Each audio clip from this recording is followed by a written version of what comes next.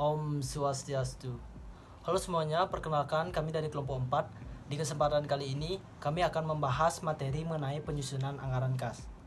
Adapun anggota dari kelompok kami yaitu yang pertama ada saya sendiri, Karyana Gastama, yang kedua ada Ikomang Ari Perdana Putra, yang ketiga ada Igusti Ayu Yurika Dewi, yang keempat ada Nikomang Sriwidari, yang kelima ada Niwayan Eka Widya Mahakyani, yang keenam ada Igede Rika Rea Pratama, dan yang ketujuh ada Gede Bagus Adidharma. Penyusunan anggaran kas. Kas merupakan alat pembayaran yang siap dan bebas digunakan untuk membiayai kegiatan umum perusahaan. Anggaran merupakan rencana keuangan periodik yang disusun berdasarkan program yang telah disahkan dan merupakan rencana tertulis mengenai kegiatan suatu organisasi yang dinyatakan secara kuantitatif dan umumnya dinyatakan dalam satuan moneter untuk jangka waktu tertentu. Jadi anggaran kas atau kas budget adalah anggaran yang merencanakan secara lebih terperinci tentang jumlah kas beserta perubahan-perubahan dari waktu ke waktu selama periode yang akan datang, baik perubahan yang berupa permintaan kas maupun pengeluaran kas tersebut. Om Swastiastu. Perkenalkan, nama saya Komang Ari Perdana Putra, NPM 1902013485. Sini saya akan melanjutkan tujuan penyusutan anggaran kas. Yang pertama, menentukan saldo atau posisi kas akhir setiap periode sebagai hasil dari operasi yang dijalankan. Yang kedua, mengetahui kelebihan atau surplus dan kekurangan atau defisit kas pada waktunya.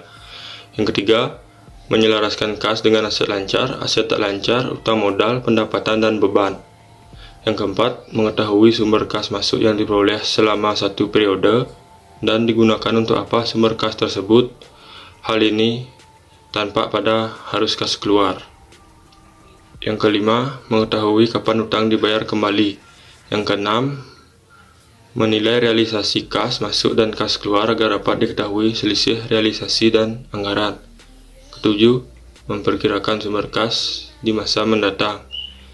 Dan yang terakhir, menunjukkan hubungan laba bersih terhadap perubahan kas. Jadi, pada dasarnya, tujuan dibuatnya anggaran kas adalah untuk memberikan informasi yang relevan tentang taksiran penerimaan dan pengeluaran kas perusahaan pada suatu periode tertentu di masa mendatang. Baik, sekian dari saya. Sebelumnya, perkenalkan, nama saya Igusti Ayu Yurika Dewi. Di sini saya sebagai pemakalah ketiga. Saya akan menjelaskan materi yaitu mengenai kegunaan atau manfaat dari anggaran kas. Selanjutnya, adapun kegunaan atau manfaat dari anggaran tersebut antara lain yaitu yang pertama yaitu sebagai dasar untuk menentukan posisi kas secara terus-menerus. Dan yang kedua yaitu sebagai dasar untuk pengambilan keputusan pinjaman jangka panjang ataupun jangka pendek dengan modal sendiri untuk menutupi defisit. Dan yang ketiga yaitu sebagai dasar kebijakan pemberian kredit. Dan yang keempat yaitu sebagai dasar menentukan kemampuan perusahaan membayar dividen kepada pemegang saham. Dan yang terakhir yaitu sebagai dasar peningkatan kemampuan perusahaan membayar kewajiban jangka pendek. Sekian pemaparan materi dari saya. Terima kasih. Baik, sebelum saya melakukan presentasi ini, perkenalkan nama saya Nikomang Sriwidari, NPM 1902013500. Nah, kali ini saya akan melanjutkan presentasi mengenai faktor yang mempengaruhi anggaran kas. Faktor yang mempengaruhi anggaran kas ada 3 macam. Yang pertama yaitu kegiatan operasi, di mana kegiatan perusahaan yang bersifat rutin dan terus-menerus dilakukan. Yang kedua ada kegiatan investasi, di mana kegiatan ini dapat meningkatkan dan menurunkan aset yang tak lancar di dalam suatu perusahaan. Dan yang terakhir yaitu ada kegiatan pendanaan atau pembiayaan, di mana kegiatan yang berkaitan dengan utang dan modal sendiri. Untuk materi selanjutnya yaitu penyusunan anggaran kas. Penyusunan anggaran kas dapat disusun dengan 2 bentuk, yaitu bentuk tunggal dan bentuk campuran. Yang pertama yaitu ada bentuk tunggal, di mana anggaran kas bentuk tunggal ini disusun dengan cara mengelompokkan satu kelompok kas masuk dan satu kelompok kas keluar.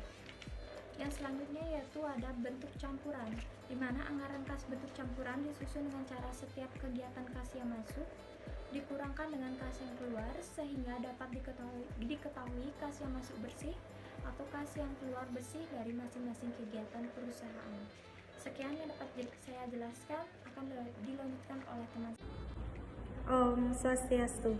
Perkenalkan, nama saya Niwayan Eka Widya Mayani, NPM 190-201-3510. Di sini saya akan membawakan materi mengenai pendekatan dalam penyusunan anggaran kas. Yang pertama ada pendekatan kas masuk dan kas keluar. Metode ini juga sering digunakan untuk anggaran kas jangka pendek sebagai bagian dari rencana laba tahunan. Selama setahun tersebut, periode anggaran dibagi dalam setiap triwulan, bulan, minggu, ataupun hari. Selain itu, metode pendekatan kas masuk dan kas keluar juga dikatakan metode langsung. Metode langsung mengidentifikasi dari transaksi sumber kas atau arus kas masuk dan kas keluar. Yang kedua ada pendekatan accounting atau keuangan. Pendekatan ini adalah laba bersih diubah dari saat akrual menjadi dasar kas. Artinya, disesuaikan dengan perubahan rekening, penundaan rekening bukan kas. Pendekatan ini tidak membutuhkan data yang rinci dan lebih sedikit tentang arus kas masuk dan kas keluar. Metode ini lebih cocok untuk anggaran kas dalam jangka panjang. Selanjutnya yaitu materi penyusunan anggaran kas. Yang pertama, bentuk tunggal, yaitu anggaran kas dalam bentuk tunggal yang disusun dengan cara mengelompokkan suatu kelompok kas masuk dan suatu kelompok kas keluar. Yang kedua ada bentuk campuran.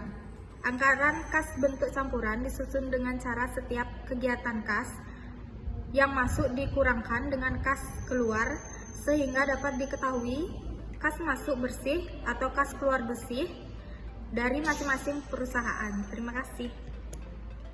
Om Swastiastu, perkenalkan nama saya Igede Adikara Pratama. Saya akan melanjutkan materi selanjutnya yaitu ilustrasi penyusunan anggaran kas. Contohnya misalnya ringkasan transaksi dari PT Doremi selama tahun 2017 yang dianggarkan yaitu yang pertama itu kegiatan operasi, ada terima tagihan dari pelanggan misalnya 27 juta, terima dari bunga piutang yaitu sebesar 1 juta, terima dividen dari investasi saham sebesar 900.000, bayar utang kepada supplier sebesar 13 juta, bayar gaji dan upah sebesar 5.600.000, bayar bunga utang sebesar 1.600.000, bayar pajak sebesar 1.500.000. Yang kedua itu ada kegiatan investasi. Yang pertama itu membeli aset tetap, misal sebesar 30.600.000, bayar pinjaman untuk perusahaan lain sebesar 1.100.000. Yang ketiga itu terima dari hasil jual aset tetap sebesar 6.200.000. Yang terakhir atau yang ketiga itu kegiatan pendanaan. Yang pertama itu ada terima dari hasil jual saham biasa sebesar 15 juta, terima dari hasil jual obligasi sebesar 9.500.000, bayar dividen sebesar 1.700.000, bayar utang jangka panjang sebesar 9 juta. Tahun 2017 berupa dapatan dan beban sebagai berikut.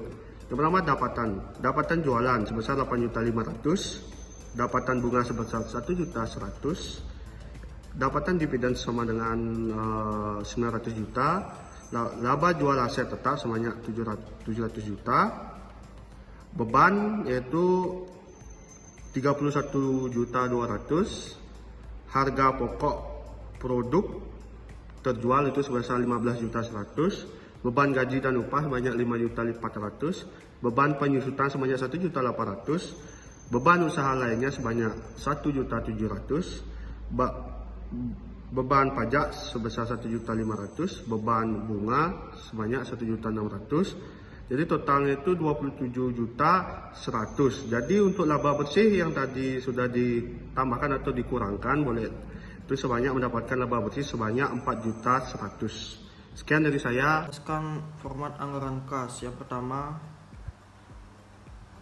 saldo kas awal periode, yang kedua penerimaan kas, salah satunya aktivitas operasional, aktivitas investasi, aktivitas keuangan, penerimaan kas total. Yang ketiga ada pengeluaran kas, salah satunya aktivitas operasional, aktivitas investasi, aktivitas keuangan, pengeluaran kas total. Yang keempat ada saldo kas aktivitas periode.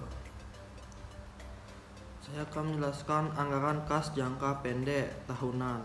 Anggaran kas jangka pendek merupakan alat operasional pengendalian kas sehari-hari dan jangka waktu disesuaikan dengan anggaran tahunan serta berfungsi sebagai alat pemberian otoritas ke kas keluar secara terus-menerus disesuaikan dengan arus kas masuk dan situasi keuangan pada umumnya.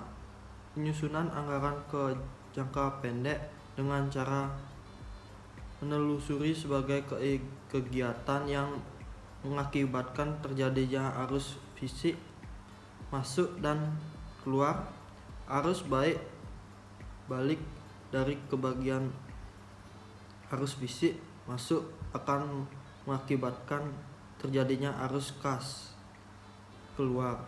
Sebaliknya disesuaikan dengan anggaran tahunan serta berfungsi sebagai alat pemberian otoritas ke kas keluar secara terus-menerus disesuaikan dengan arus kas masuk dan situasi keuangan pada umumnya.